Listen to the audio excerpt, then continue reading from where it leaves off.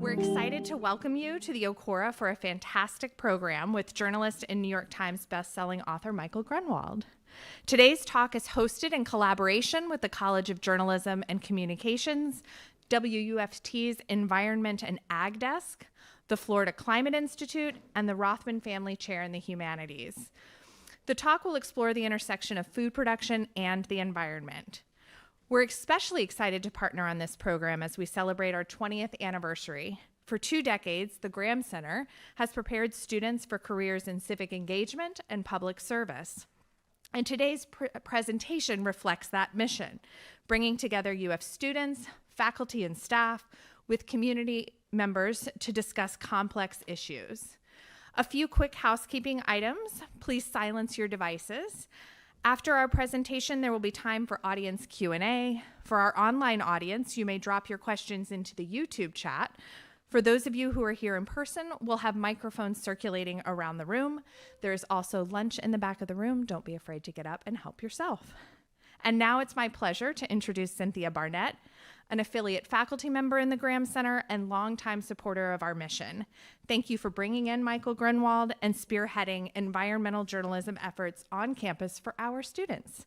Please join me in welcoming Cynthia to the stage. Thank you, Mary Ann. I'm so appreciative of the Graham Center for the practice you've created for students to train in public service, leadership, and civic engagement, and for this beautiful place you've created to bring us together to engage deeply with the most pressing issues of our time. The Graham Center's namesake and founder, U.S. Senator and Florida Governor Bob Graham, was all about engaging deeply, from the famous work days where he spent long days picking tomatoes or changing bed sheets at nursing homes or listening to kids' Christmas wish lists as Santa Claus, to his decades building the consensus that led to Everglades restoration.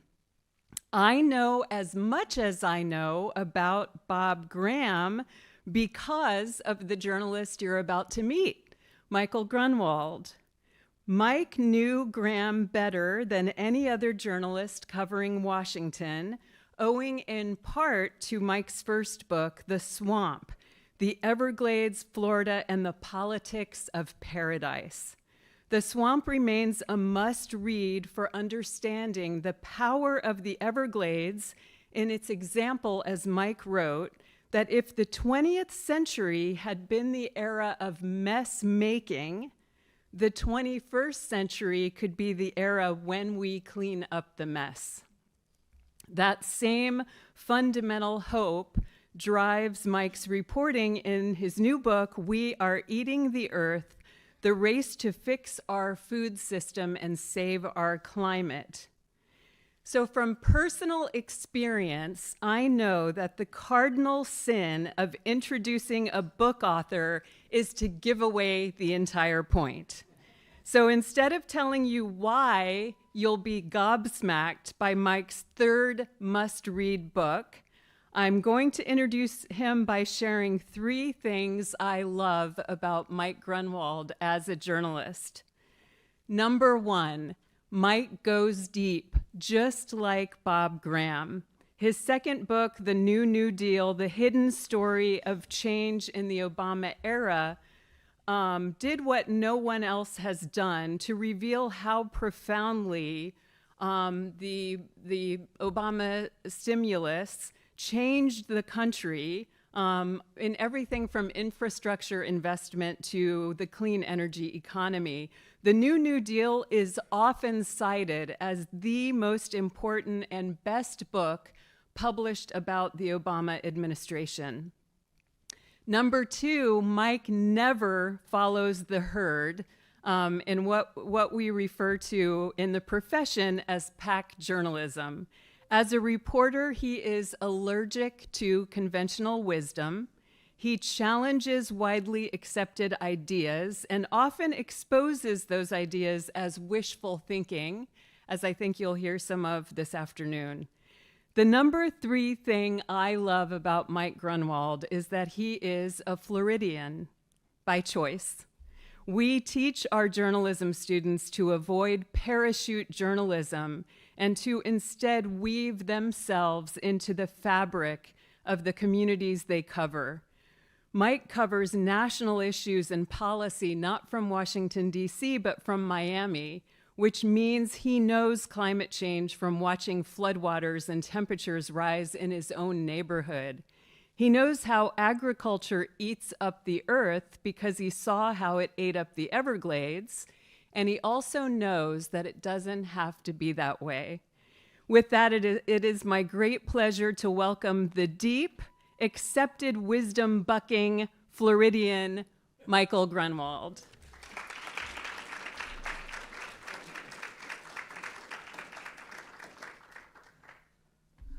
Wow, that's amazing, because Cynthia is an incredible journalist and author, and Mirage, which is her first book, right, was incredibly inspiring to me. I should say it's also great to be back at the Graham Center. I was both a fan and a friend of Senator Graham, so it's very cool. We all miss him. So we got to eat. All 8 billion of us living and breathing and working and exercising on this amazing blue marble, we all need food. And that means we need agriculture. We need farmers to alchemize sunlight and rain and soil into nutrition. We haven't figured out another way to do it. Only 1% of Americans farm. And as they often remind us, we owe them a great debt, because they make it possible for the rest of us to be authors and professors and influencers, doctors, whatever. But here's the thing. Agriculture is an environmental disaster. It's the leading driver of water pollution, creating nasty algal blooms in the Great Lakes and a dead zone the size of Connecticut in the Gulf of Mexico, if we're still allowed to call it that. It's the leading driver of water shortages, sucking the Colorado River dry, parching the aquifers underneath California. And it's the leading driver of deforestation and wetland destruction and biodiversity loss. It's a really bad driver. A lot of individual farmers care a lot about stewardship of their land, but collectively, they're stewarding a mess. Agriculture and our food system writ large is also responsible for about 1/3 of the greenhouse gas emissions that are heating up our planet. Look, that's partly diesel tractors and other fossil-fueled farm equipment emitting carbon dioxide. It's partly cattle burping and farting methane. It's a real problem, even if it sounds goofy.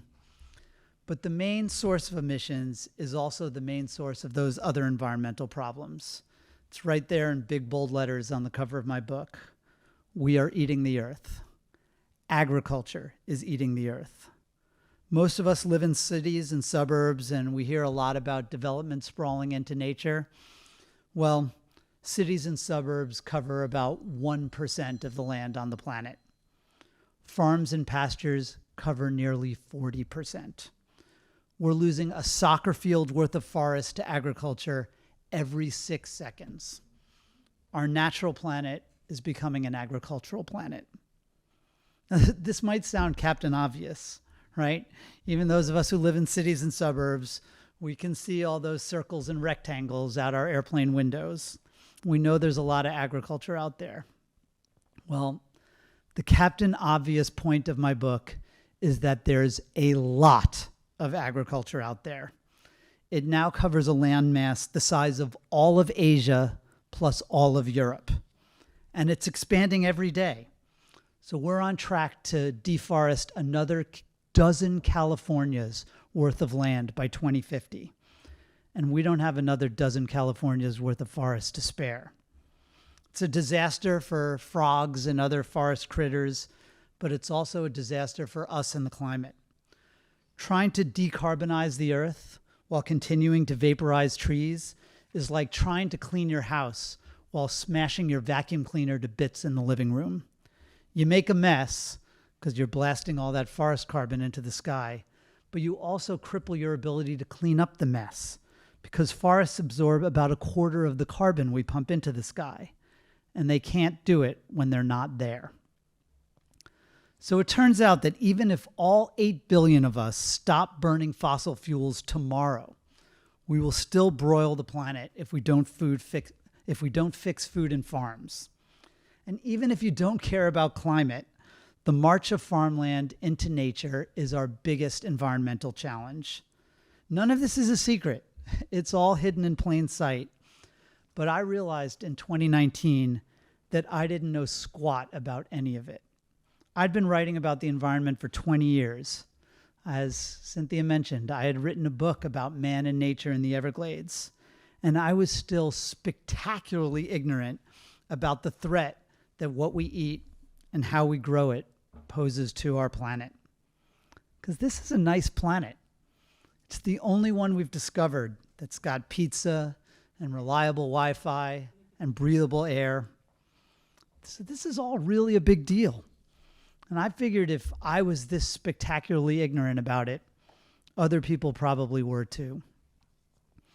It was also pretty clear that this carbohydrate problem is going to be a lot tougher to solve than our hydrocarbon problem. We already know what to do about energy, right? Electrify the global economy, run it on clean electricity. I know that's easier said than done, but we're actually starting to do it. Despite what's happening in Washington right now, we're in the midst of a clean energy revolution. 90% of new power plants around the world are zero emissions. But the food and climate problem is still getting worse. And it occurred to me that not only didn't we know the answers, we didn't even know the questions. And that's why I wrote this book. The world wasn't really grappling with the eating the earth problem, and I wanted people to grapple.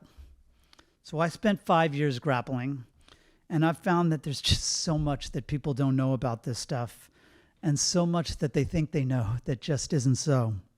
I mean, if you think the problem is just industrial agriculture, if you've read Michael Pollan and you think this can all be solved by eating local, organic, grass-fed beef from regenerative farms where the soil is treated with love and the animals have names instead of numbers, I'm afraid it's more complicated than that. So I'm going to talk a little more about the problem, and then I'll discuss a few potential solutions, because I don't want to be a full-time Debbie Downer. It's funny, I was at Politico magazine when I started reporting this book, and I'm absolutely serious about this. Thinking about the climate full-time has been much less depressing than thinking about politics. So first, a little more bad news about the problem. So like I said, this food problem is mostly a land problem. And here's an inconvenient truth. It's mostly a meat problem. We use 12 billion with a B acres of land for agriculture, and 3 of every 4 of them support livestock. They're either pastures or they're fields growing crop for animals to eat before we eat them. This sucks because meat is delicious, but eating plants is a lot more efficient than eating animals that eat plants.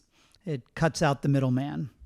You have to feed 9 calories worth of plants to a chicken to get 1 calorie worth of meat, because you have to support feathers and beaks and breathing and clucking and all kinds of stuff that doesn't make meat. And here's more bad news. Cattle use 10 times more land and generate 10 times more emissions per calorie than chicken or pork. They're just remarkably inefficient converters of their feed into our food. Dairy is really bad, but cows at least produce milk a few times a day. They produce beef like once in their lifetime. So beef is really, really bad. In the US, we use half of our ag land to produce beef, and it provides about 3% of our calories. Oh, more good news. Humanity is expected to eat about 70% more meat by 2050. Well, that actually is good news for the 6 billion poor people who currently eat almost no meat. The first thing people tend to do when they stop being poor is they start eating meat. And the current situation, the disparities are totally unfair. but it would mean a lot more pressure on the planet. Beef is already the #1 driver of deforestation in the Amazon by far. Soy that gets fed to chicken and pigs is #2. So when you eat a burger, you're not just eating a cow. You're eating macaws and the rest of the cast of Rio. You're eating the Amazon. You're eating the earth. So this is the challenge: to feed the world without frying the world by 2050, to reduce global hunger, and also have at least a chance of keeping global warming below 2 degrees Celsius, we'll have to grow 50% more calories with 75% fewer emissions.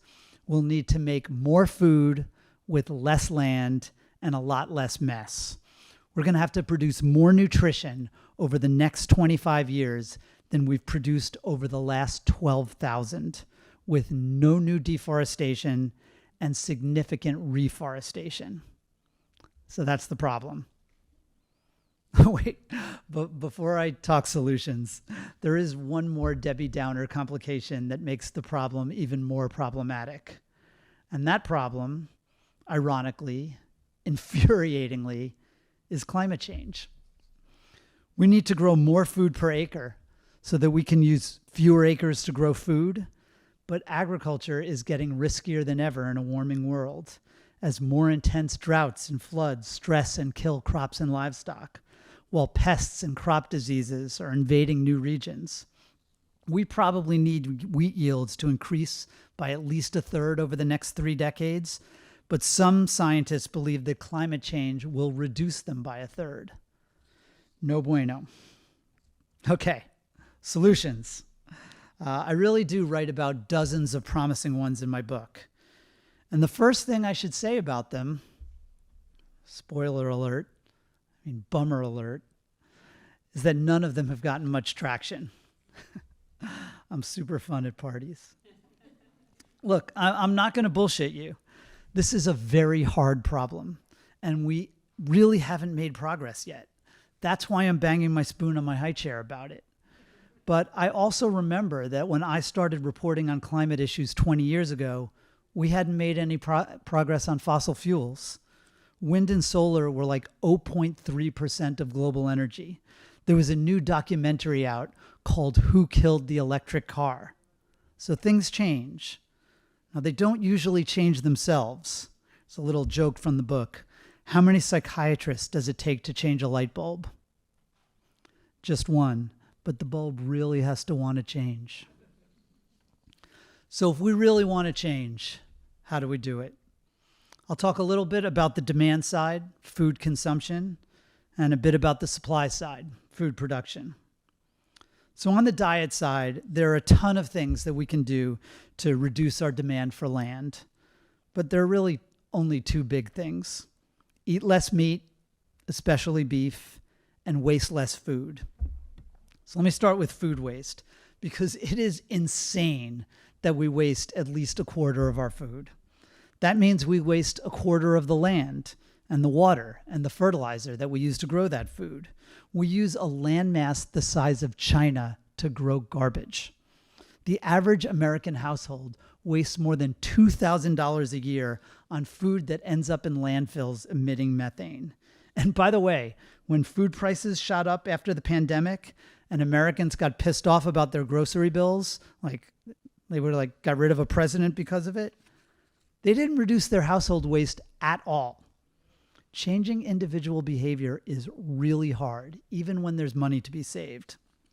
Now, I should brag that my household doesn't waste any food anymore. That's because Mill Technologies, a startup founded by the guys who invented the Nest thermostat, they gifted me one of their new food dehydrators. So we throw all of our food scraps into it, and overnight it turns them into chicken feed. No stink, no noise, no schlep, and it keeps them in the food system.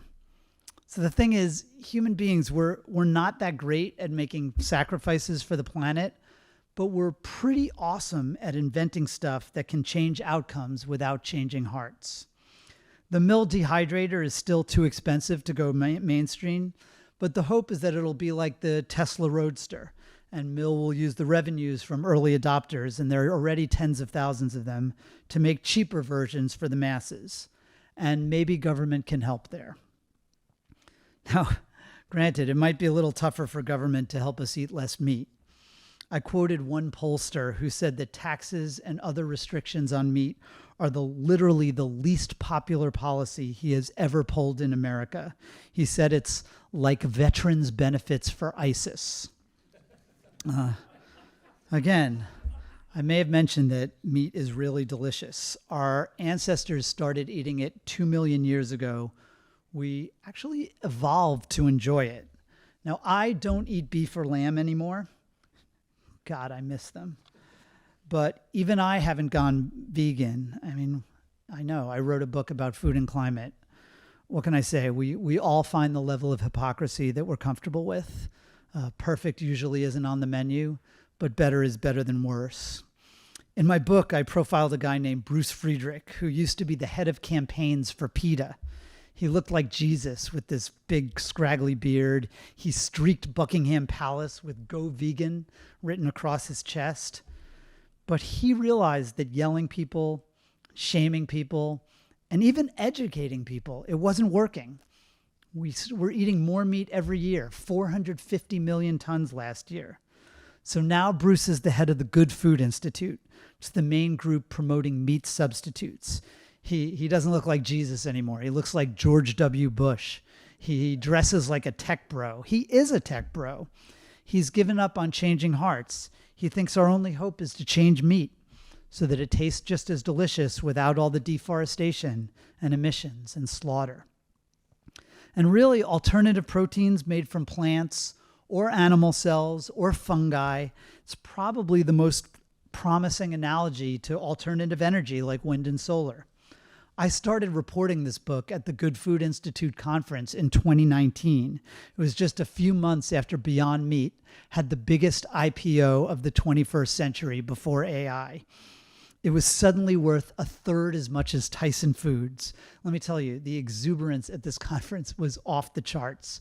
There were serious conversations about whether it would take 10 years or 15 years to replace the entire $2 trillion meat industry. I thought I was going to accidentally raise a Series A round on the drinks line. But then, of course, the fake meat boom busted.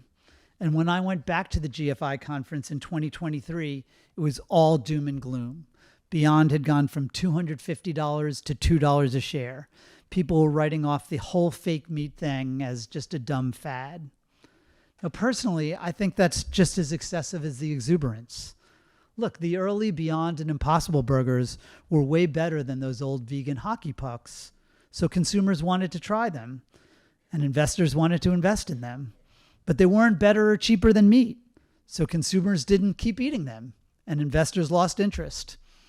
It's an amazing technological achievement to make meat out of plants that's 80% as good as the real thing and only 50% more expensive, but that's not a business model. Even though it uses 90% land and kills 100% fewer animals. Look, the dogs just didn't like the food. But the cow is a pretty mature technology, and fake meat isn't. It can get better and cheaper and even healthier, especially if it gets a government kickstart like wind and solar and electric vehicles have.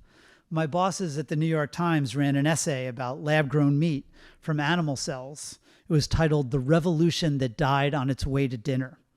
It was talking about how the industry had spent $3 billion over a decade and it hadn't even made it to market. I mean, it took solar 5 decades to make a real dent in the market. And last year there were $500 billion invested in the solar industry. I think it's a little early to say that the revolution has already died.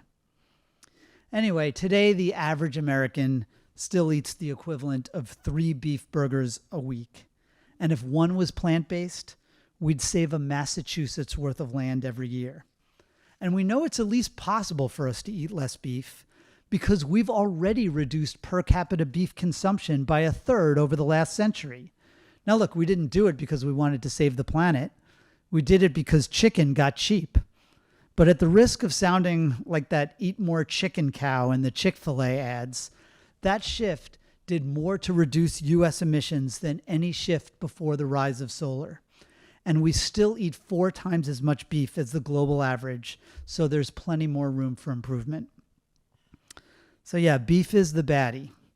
Just as Willie Sutton said he robbed banks because that's where the money is, if you care about reducing emissions from the food system, you got to care about beef because that's where the emissions are. So in the rich world, we are going to have to eat less beef. But in the entire world, we're also going to have to make less damaging beef. And no, that's not regenerative grass-fed beef. Cattle that spend their entire lives in pasture are actually worse for the climate and the planet than feedlot finished beef, partly because they take longer to get to slaughter weight, so they burp more methane, but mostly because they use even more land. Better beef really means more efficient beef. In Brazil, I saw ranches that had one cow every 5 acres, and the cows looked like they were on hunger strikes. But I also saw ranches that had been improved, so they had a cow on every acre. So they used 1/5 as much of the Amazon to produce the same amount of beef. If beef was only 2 times as bad for the climate as chicken rather than 10 times, we'd eat way less of the earth. All right, so now we're talking about the supply side, about food production. And here the inconvenient truth is that we need even more productive production. We've made incredible strides since the Green Revolution began in the 1960s, right? A technological revolution of high-yield seeds, fertilizers literally manufactured out of fossil fuels, chemical pesticides, large-scale irrigation, and automated factory farms that used optimized breeding and feeding to process billions of animals into highly efficient protein. And now everybody hates it, right? They don't like the way modern industrial agriculture treats animals, the way it treats workers, the way it lobbies against environmental regulation, the way it dumps a lot of crap in rivers. I get it. But another thing the Green Revolution did was triple crop and livestock yields. That means we're making 3 times as much food per acre. Otherwise, we'd need 3 times as many acres, 3 times as much farmland to make food. We would literally need a planet B. The thing is, factories excel at manufacturing massive amounts of cheap commodities, and factory farms, they excel at manufacturing a lot of food. We just can't cancel the Green Revolution. A few years ago, Sri Lanka's government tried.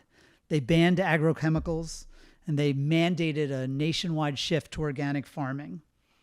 Within 6 months, yields crashed, food prices soared, the people rioted, the government fell. Organic yields, they're always about 20 to 40% lower than conventional yields. And yeah, fertilizers and pesticides, they have some downsides, but they help crops grow, and they kill pests that prevent crops from growing. And the thing is, even if the world cut food waste in half and the rich world cuts meat consumption in half, we're still going to need to make more food with less land. The math is that ugly. So what we need to do, as the main character of my book likes to say, and I hope I'm allowed to say at the Graham Center, is we need to hurry the fuck up and figure shit out. And one reason I'm genuinely hopeful about the future is all the brilliant scientists and entrepreneurs and idealistic young people who are working on really cool solutions to these problems. Yeah, meat and dairy substitutes made from plants or cells, but also feed additives that can help cattle burp less methane, biopesticides that use the RNA technology behind the COVID vaccines to literally constipate potato beetles to death. I've seen biofertilizers that use gene-edited microbes to snatch nitrogen out of the air and feed it to crops so that you don't have to bomb them with chemical pesticides. There's this thing called biological nitrification inhibition. Like I said, I'm a real hit at parties. Well, look, at the University of Illinois, there are scientists who are literally reinventing photosynthesis, right? It's done a pretty good job maintaining all life on Earth for the last 3 billion years, but it turns out to have some real inefficiencies. So they're using artificial intelligence and modern gene editing and big data to engineer them away and ratchet up crop yields. These innovations are really exciting. We just need to hurry up and figure out which ones work, and then we've got to deploy the ones that work. But I should acknowledge that there's an alternative view of all this stuff. We can call it the Michael Pollan view, right? Which is that we don't need a greener green revolution. We never should have had a green revolution in the first place, even though half the people on Earth wouldn't have been here without it. But in this view, intensive high-yield agriculture is an environmental tragedy. The real solution is to get away from genetically modified monoculture crops that get drenched in chemicals and massive factory farms that pump livestock full of hormones, and instead return to the rustic pastoral farms of yesteryear. Kinder and gentler and more natural farms that can actually reverse global warming through regenerative practices that soak up all that bad carbon we've pumped up into the atmosphere and repatriate it as good carbon in agricultural soils. And it's not just hippies and foodies pushing this view. It's the United Nations, the World Bank, the big environmental groups, celebrities like Jason Momoa and Giselle, in documentaries like Kiss the Ground and Common Ground, even big ag giants like Cargill and Archer Daniels Midland, and big food conglomerates like General Mills and PepsiCo. Their message is all that we're going to save ourselves by saving our soil, and of course, paying them to save the soil. But there's a global alliance for the future of food that's supported by the Rockefeller Foundation that really financed the original Green Revolution and a bunch of other big philanthropies. They've called for a $4 trillion global transition to regenerative agroecology. Right now, only about 3% of climate finance is flowing into the food system, which, as I said, is responsible for about a third of global emissions. But this is where most of it is flowing, towards a faith-based transformation of the food system. And it's crazy. Look, regenerative practices like cover cropping and no-till and rotational grazing, they can do some good things for soils. And even though the Dust Bowl happened before the Green Revolution, some industrial practices have been rough on soils. There have been some environmental costs to more intensive agriculture, especially nutrient pollution from synthetic fertilizer and feedlot manure. And there are some real environmental benefits from practices like planting trees in pastures or hedgerows in fields. But the real environmental tragedy of agriculture is not intensification.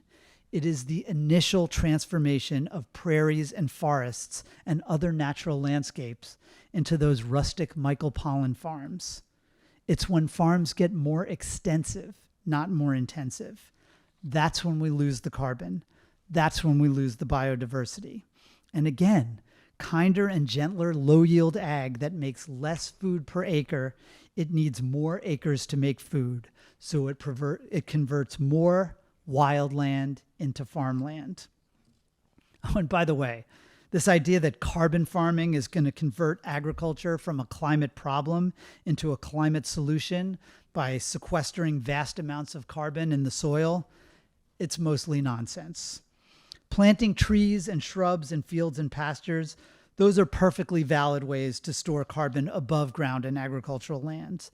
But it is really hard to measure carbon in soils. It is really hard to make sure it stays underground.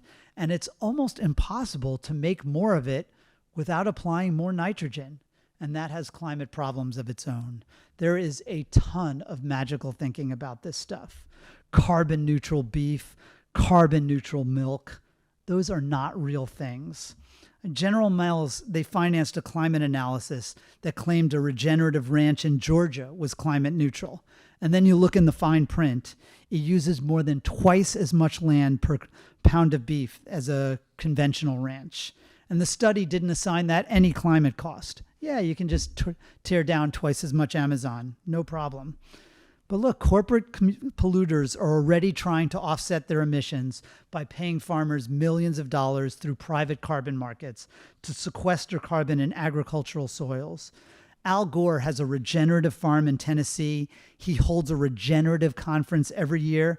But even he says the markets are so far ahead of the science that, these are his words, he says they're cruising for a bruising. The basic problem with those markets, and it's the root of the entire eating the earth problem, is that they ignore the importance of land. They treat land as if it were infinite, as if it were free. The main character of my book essentially discovers the eating the earth problem when he stumbles into some climate analyses of farm-grown biofuels like corn ethanol, and he realized that the analysts all blew off the carbon cost of land use. The idea that if you use farmland to grow fuel instead of food, you're going to need more farmland to replace the food. So you're going to have to clear some forests or wetlands that used to store carbon. He realized that biofuels are a climate catastrophe masquerading as a climate solution because they're eating the earth. And biofuels are only eating a Texas worth of the earth. Agriculture is eating 75 Texases worth of the earth. We are going to need better policies that take land more seriously and better accounting systems that take land more seriously.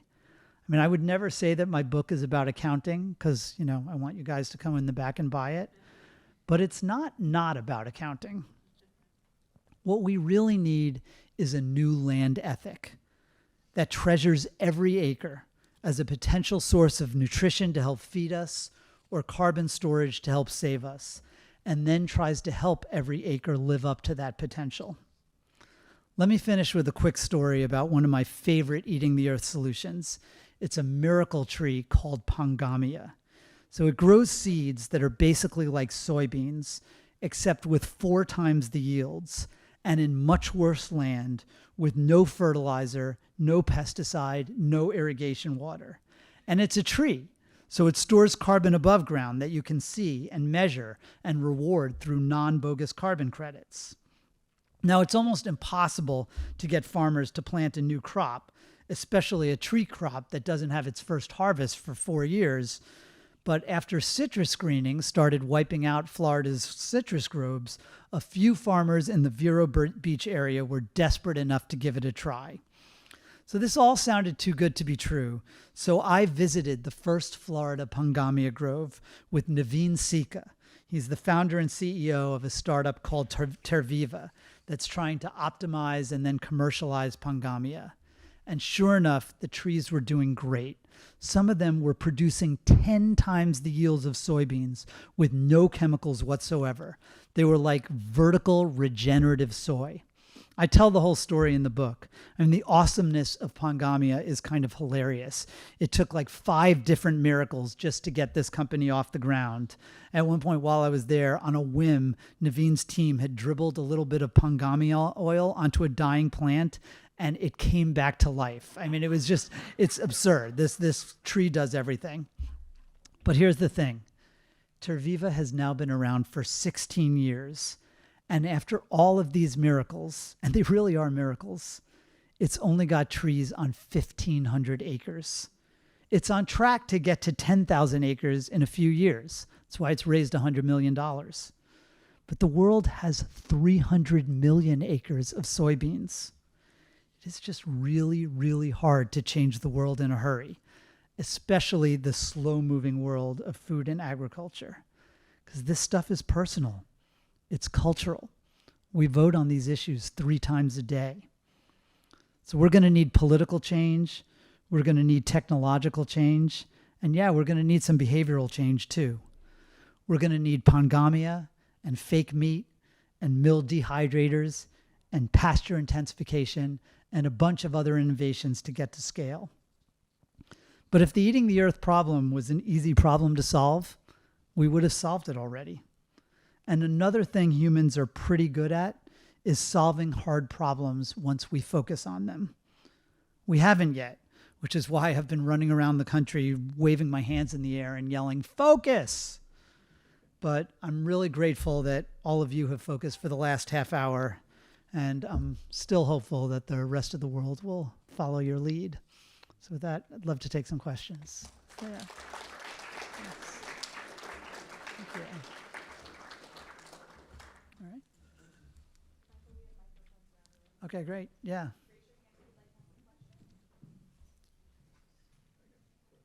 Yeah, yeah, I think somebody will bring you a mic, I think. So the Pangamia, which I'm sure I'll mispronounce, That's right. is it nutritionally, taste-wise, and everything comparable to soybeans? What do you do with the product of Pangamia? So this is a funny it's a funny story because yes, it's there's a protein meal and starch that you can make into baked goods, that you can make into milk, that you can make into burgers, and I've tried them all and they're good. They're it's very much like soybeans. You can kind of make it into anything. And then there's this oil, which one of the miracles turns out to basically have all the properties of olive oil, but is this beautiful golden color. So they want to market it as kind of golden Pangamia oil. But I'll give away one of the punchlines is they just like food is such a tough business. Like if you ever watch Shark Tank, right? There's always somebody and they'll come with some delicious food and they'll feed it to the sharks. And then they'll say like, what's your business model? They'll be like, well, I'm going to go into retail. And Mr. Wonderful will be like, you're dead to me. I hate you. Food is terrible. The big guys will kill you. It's just horrible. So now Terviva is making biofuel, which again, it's better than other biofuels because you can grow it on land that couldn't grow anything else. But it would be better to make food and feed.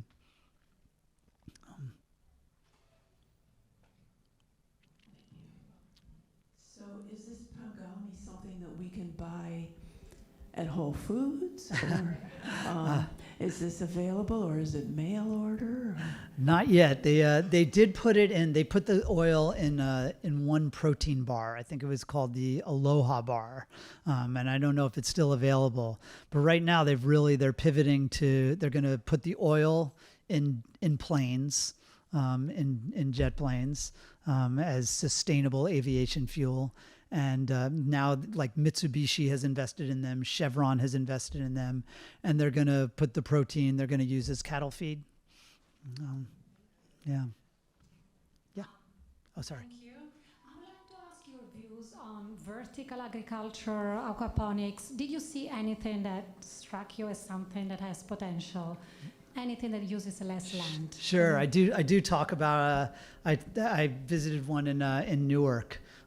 Aero Farms, which was a $1 billion company and is now a $0 company. It went bust. And I have to say, I did call this before it happened. Vertical farms, like you get it, like it makes so much sense because they eat so much less of the earth. Right. And they solve all the problems of outdoor agriculture. Right. You don't dump any fertilizer on it, and there's no weather and night, and and the birds don't poop on your crops. It's just awesome, and you can just put it all downtown, so you don't have to take it long distances. But the economics are really tough. The sort of long story short is that I think it will work for lettuce. It'll work for weed. They'll get it to work for other high margin stuff like strawberries, but the 99% of our food is or of our crops are maize and rice and soybeans and wheat, and it doesn't really seem to work for that. So it can solve the lettuce problem, but it's not going to solve the food problem. Really appreciate that, and I haven't read the book yet, so you may address this in your book. I'm interested in your take on community gardens and taking the idea of the national parks that, his name just fell out of my head, but he does wildflowers and pollinators on median strips and vacant lots. So we have a lot of land that's not being used in our urban cores. Does that have any place in solving this at all?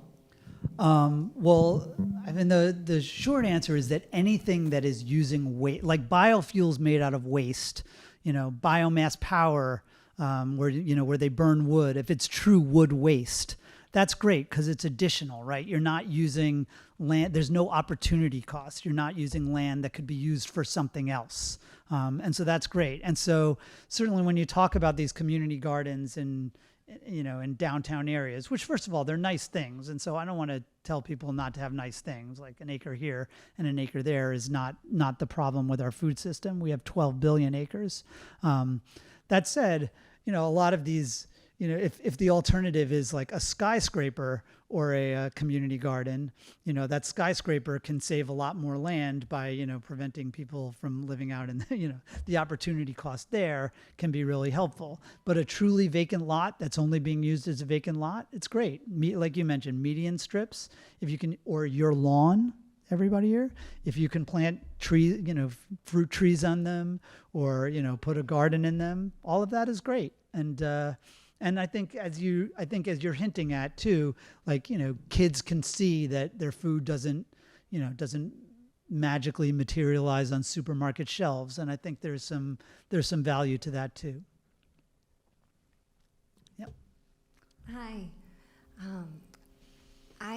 My question brings it a little bit more to the ground here in Florida. We have this gorgeous vision of this Florida Wildlife Corridor. Love to it. help keep stuff connected and protected, and also, we're almost 1,000 people a day moving into the state, so. And about 18%, approximately 18% of that corridor is ranch land, and it serves a really important function in being kind of unimproved pasture lands where other species can coexist or move through.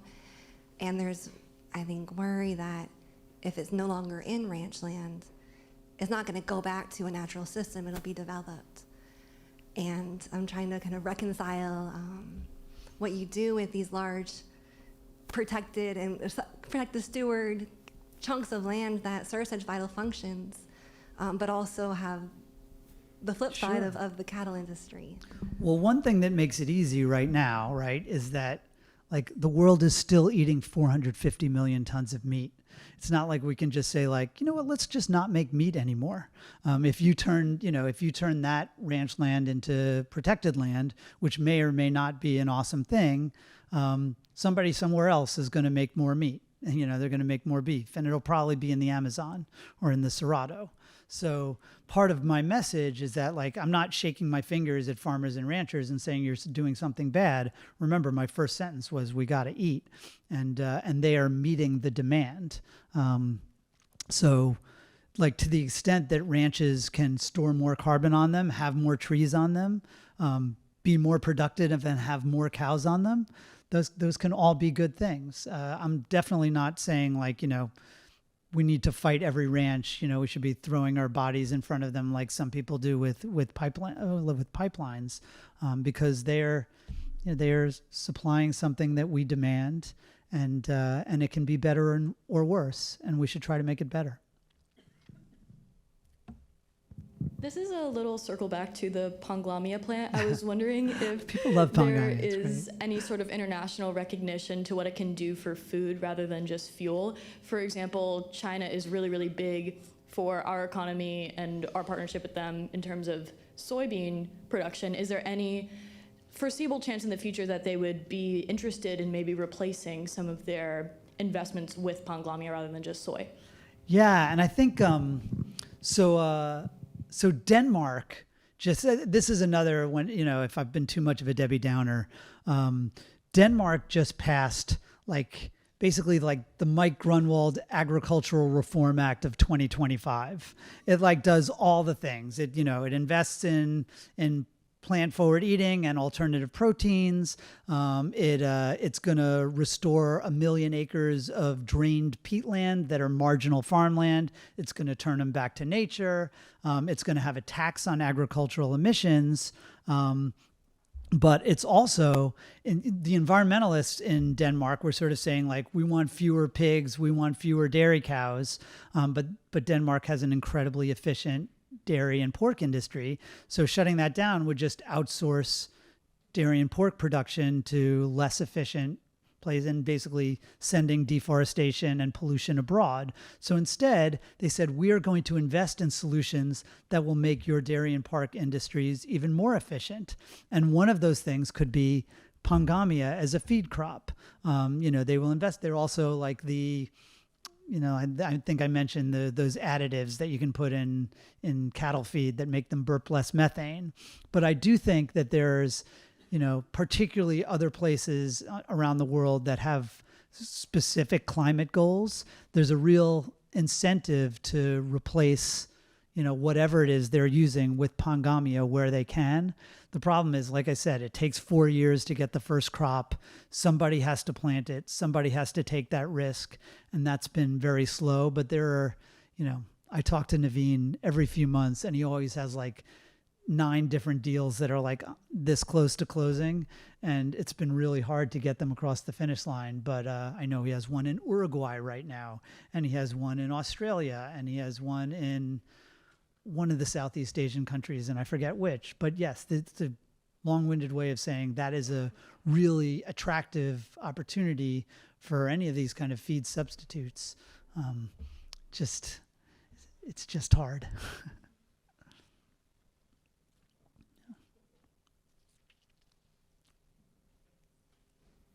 Hi, thank you so much. I had a question about behavioral changes being very difficult, but also your thoughts on food waste outside of the mill. I know you mentioned, just that briefly, but yeah, I'd love any other thoughts you have on that. Sure. Well, food waste is a really good example of a problem that can be attacked on a bunch of levels. So there are kind of these behavioral nudges, right? I don't know if there are any behavioral scientists or economists in the room, but for example, if you're at a cafeteria and they give you a tray, you tend to take more food. You tend to waste more food. If you have a bigger plate, you tend to waste more food. If they charge you by the food by the pound or by the ounce or however they do it, you tend to waste less food. So there are kind of nudgy ways that you can change people's behavior. There's also technology. I write about Appeal Sciences, which is this kind of biotech company that has invented, it's like a fake organic peel. You don't really see it, but you can put it around like an avocado. They put it in the grocery store, and it basically just makes it last longer so it doesn't spoil. And then you can put that on asparagus, and then they can put it on a boat instead of putting it on a plane. So that has a big climate impact. And you can also imagine that a lot of our current produce, which is bred for longer shelf life, one of the reasons it doesn't taste as good, now they can start breeding it for taste again, and maybe people will eat more fruits and veggies. So there's a lot of, you've probably seen those apps where like, anybody have Flash Food? It's like an app where they use AI so that when food is nearing their expiration date, it automatically goes on sale at the grocery store and automatically sends anybody who has the app a note saying like, hey, you can come get whatever it is for 75% off. And so, which also and politics matters too, right? With food waste, that you could, because a lot of those expiration dates or best by dates and sell by dates, they're ridiculous, they're bogus, and they should be reformed. That's that they've done that in California starting next year. That's something that could spread around the country. So I do think there are a lot in the food waste area, and I always try to put in a pitch to people to, again, try to do a little better, because it does matter. I don't want to be like scoldy about it, but like people, like I miss beef. Like people love beef. Nobody loves food waste. So like, try to waste less.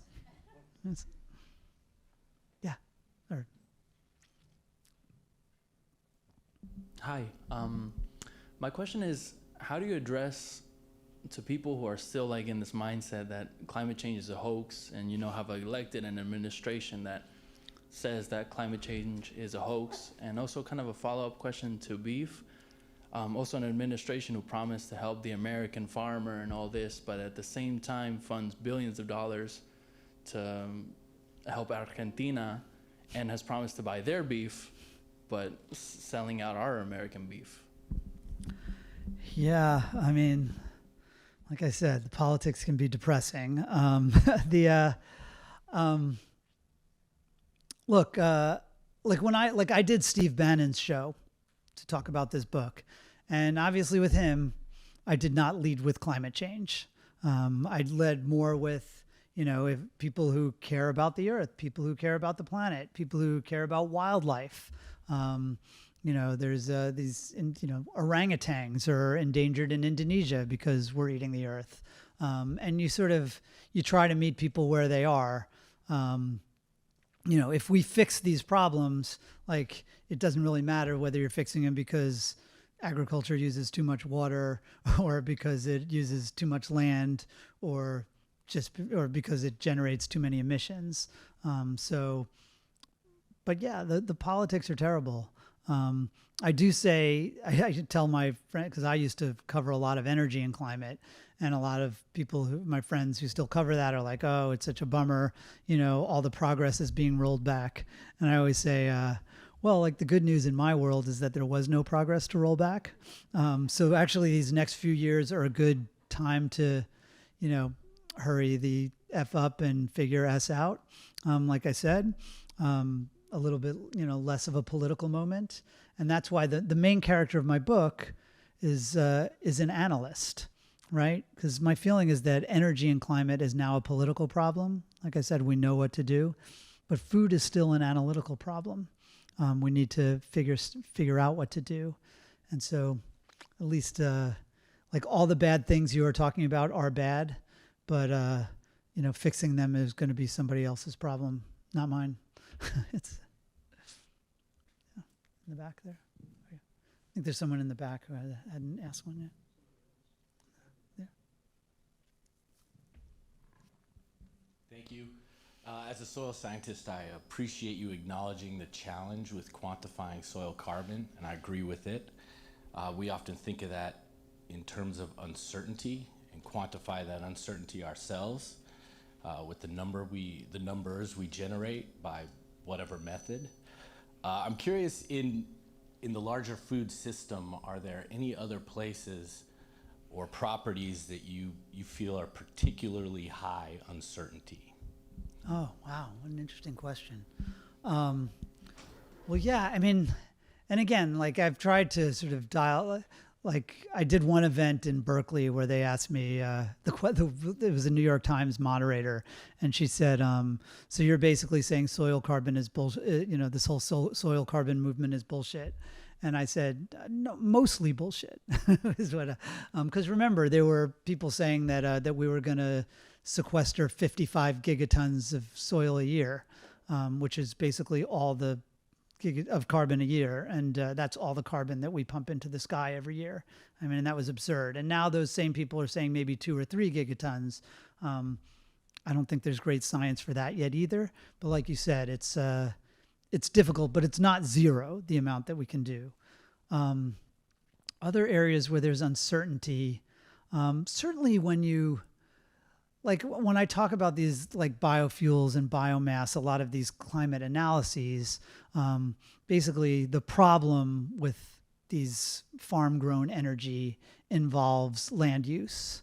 And there is a lot of uncertainty in trying to say, like, well, if we have in the United States 15 billion gallons of corn ethanol, how many acres of that's going to increase the price of corn, and that's going to drive more deforestation, and we're going to have to replace the food. How many acres of the tropics are going to be deforested, and then how much kind of marginal land will be used? It is very hard to quantify exactly how much this is. What I will point out is that there's like an entire industry of, including scientists, unfortunately, who are sort of, basically their job is to say almost none. When the obvious answer is, if we're using 50 million acres of the United States to grow corn to put in our fuel tanks, the indirect land use change is going to be a lot. Is it going to be 40 million acres, 30 million acres, 20 million acres? I don't know. But the people saying that it's going to be like 50,000 acres, you can probably discount that. And so I think that's an example of one where, you do have to there's a lot of uncertainty, but that doesn't, just because this is a quote from the lead character in my book. It says, just because there's a lot of uncertainty doesn't mean you're wrong. It doesn't mean you're not wrong. And And so within these bounds, people use uncertainty sometimes to just sort of hand wave away the problem. It means like, oh, he says this, she says this, who knows? But sometimes, yeah. Well, thanks. Those are awesome questions. So I really appreciate it. Oh, is there another one? Oh, sorry.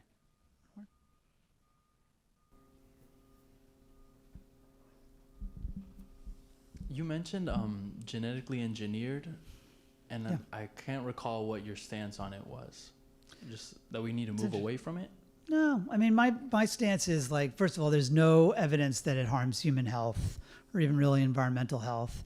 And there have been some cases, particularly in the developing world, where they don't have the same access to pesticides, for example, where BT corn that's grown with the kind of natural, with the pesticide is basically engineered into it.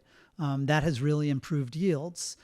So the people who hate, basically blame GMOs for high interest rates and, your toothache and everything else, I think that's nonsense.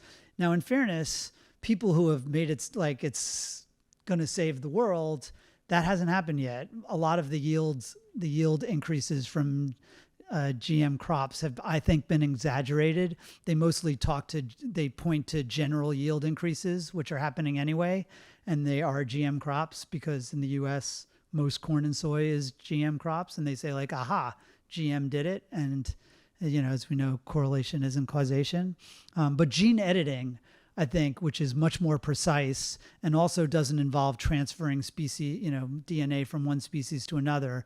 I think that's very exciting, and I think is going to be a big part of a lot of these solutions, possibly not only on the crop side, but on the livestock side.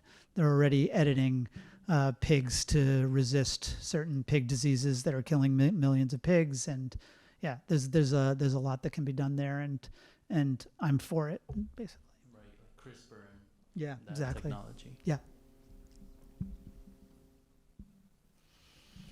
I think that's going to conclude our Okay, Q&A. thanks. Thank you, Michael, so much for being here with Thanks. us, and thanks to our online Appreciate it. audience. There weren't any questions from there, but but we thank you all for being here. Big round of applause for Michael. Thanks so much fun. And I would be remiss if I didn't mention that the Lynx bookstore is in the back here selling copies of Michael's book, and Michael will also be on hand to sign them. But don't go away just yet. Thank you all.